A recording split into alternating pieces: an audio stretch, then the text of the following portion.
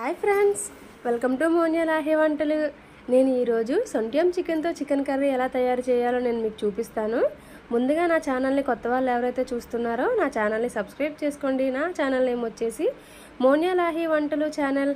ఇక్కడ నేను చాలా సింపుల్గా చాలా ఈజీ ప్రాసెస్లో సొంట్యం చికెన్తో చికెన్ కర్రీ తయారు చేయడం నేను మీకు చూపిస్తాను. ఈ వీడియో స్కిప్ చేయకుండా చివరి వరకు చూడండి, మీకు చాలా బాగా అర్థమవుతుంది. ఇక్కడ నేను చూసారు కదా, ఫ్రెష్ చికెన్ తీసుకున్నాను. ఈ తీసుకున్న చికెన్ని నేను పసుపు సాల్ట్ వేసి బాగా వాటర్లో వేసి వాష్ చేసి ఒక గిన్నెలోకి తీసుకున్నాను. ఇలా తీసుకున్న చికెన్లోకి నేను 1 టీ స్పూన్తో పసుపు యాడ్ చేసుకున్నాను. చాలా కొద్దిగా పసుపు యాడ్ చేసుకున్నాను. యాడ్ చేసుకున్న తర్వాత ఇందులోనే నేను ఒక చిన్న కప్పుతో పెరుగు యాడ్ చేసుకున్నాను. చూసారు కదా, ఈ విధంగా నేను పెరుగు యాడ్ చేసుకున్న తర్వాత ఇందులోనే మనము రుచికి సరిపడా సాల్ట్ యాడ్ చేసుకోవాలి. ఇక్కడ నేను 2 టీ స్పూన్ల సాల్ట్ యాడ్ చేసుకున్నాను. ఇలా యాడ్ చేసుకున్న తర్వాత దీని అంతటిని మనం ముక్కల్ని బాగా కలుపుకోవాలి. ఈ పెరుగుని సాల్ట్ పసుపు వేసాం కదా, ఈ ముక్కల్ని మనం బాగా కలుపుకొని ఇలా మ్యారినేట్ చేసుకొని మనం ఒక హాఫ్ అన్ అవర్ పాటు పక్కన పెట్టుకోవాలి.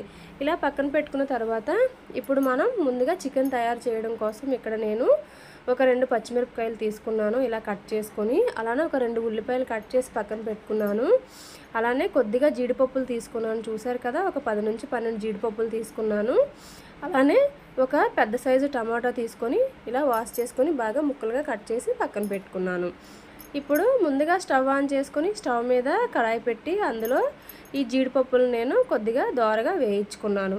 చూసారు కదా, ఈ విధంగా మనం జీడిపప్పులను వేయించుకొని పక్కకి తీసుకోవాలి. ఇలా పక్కకు తీసుకున్న తర్వాత జీడిపప్పులు కొద్దిగా చల్లారిన తర్వాత మనం ఇలా మిక్సీ జార్లోకి తీసుకొని కొద్దిగా వాటర్ యాడ్ చేసుకొని మనం ఇలా బాగా గ్రైండ్ చేసుకోవాలి. చూపిస్తున్నాను కదా, ఈ విధంగా గ్రైండ్ చేసుకొని ఈ పేస్ట్ని మనం పక్కన పెట్టుకోవాలి. ఇప్పుడు ముందుగా స్టవ్ ఆన్ చేసుకొని స్టవ్ మీద కుక్కర్ పెట్టి కుక్కర్లో మనం తగినంత ఆయిల్ వేసుకోవాలి. ఈ సొంట్యం చికెన్కి మనం కుక్కర్లో పెట్టి కుక్ చేసుకోవడం వలన చికెన్ అనేది బాగా మెత్తగా ఉడుకుతుంది. సో అందువల్ల నేను ఇక్కడ కుక్కర్లో చేస్తున్నాను. ఈ కుక్కర్లో మనం ఆయిల్ వేసిన తర్వాత తగినంత ఆయిల్ వేడెక్కిన తర్వాత మనం ముందుగా కట్ చేసి పెట్టుకున్న ఉల్లిపాయ ముక్కల్ని ఇందులో యాడ్ చేసుకోవాలి. అలానే పచ్చిమిర్చి కూడా మనం యాడ్ చేసి కొద్దిగా సేపు ఉల్లిపాయలు బ్రౌన్ కలర్ వచ్చేంత వరకు వేయించుకోవాలి. ఇలా వేయించుకున్న తర్వాత ఇందులోనే మనం ముందుగా కట్ చేసి పెట్టుకున్న ఈ టమాటా ముక్కలను కూడా ఇందులో యాడ్ చేసుకోవాలి. చూసారు కదా, ఈ విధంగా టమాటా ముక్కలను కూడా యాడ్ చేసుకున్న తర్వాత వీటిని అంతటిని బాగా వేగించుకోవాలి. ఇలా వేయించుకున్న తర్వాత ఇందులోనే నేను ఇక్కడ 1 టేబుల్ స్పూన్ వరకు అల్లం వెల్లుల్లి పేస్ట్ అనేది యాడ్ చేసుకున్నాను. చూసారు కదా, ఈ విధంగా అల్లం వెల్లుల్లి పేస్ట్ కూడా యాడ్ చేసుకొని ఈ అల్లం వెల్లుల్లి పేస్ట్ అనేది పచ్చివాసన పోయేంత వరకు మనం బాగా ఇలా వేయించుకోవాలి.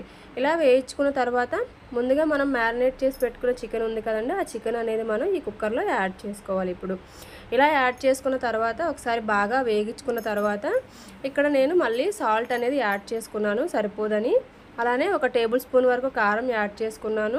1 టేబుల్ స్పూన్ ధనియాల పొడి యాడ్ చేసుకున్నాను. అలానే 1 teaspoon chicken masala add చేసుకున్నాను. ఇలా చికెన్ మసాలా కూడా యాడ్ చేసుకున్న తర్వాత దీన్ని అంతటిని మనం బాగా కలుపుకున్నాక ఇందులో మనం ముందుగా మిక్సీ వేసి పెట్టుకున్నాం కదండి జీడిపప్పు పేస్ట్ అనేది, ఈ పేస్ట్ని కూడా మనం ఇందులో యాడ్ చేసుకోవాలి ఈ చికెన్లోకి.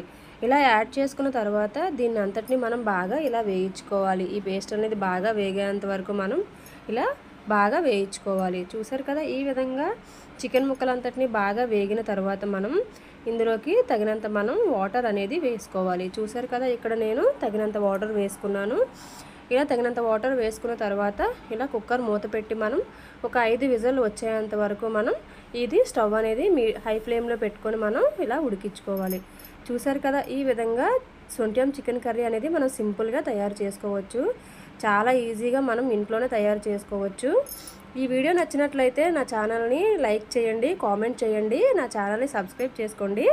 నా ఛానల్ నేమ్ వచ్చేసి మోనియా లాహే వంటలు. కూడా ఒకసారి ట్రై చేసి నా ఛానల్లో కామెంట్ చేయండి. థ్యాంక్ యూ ఫర్ వాచింగ్ మోనియా లాహే వంటలు.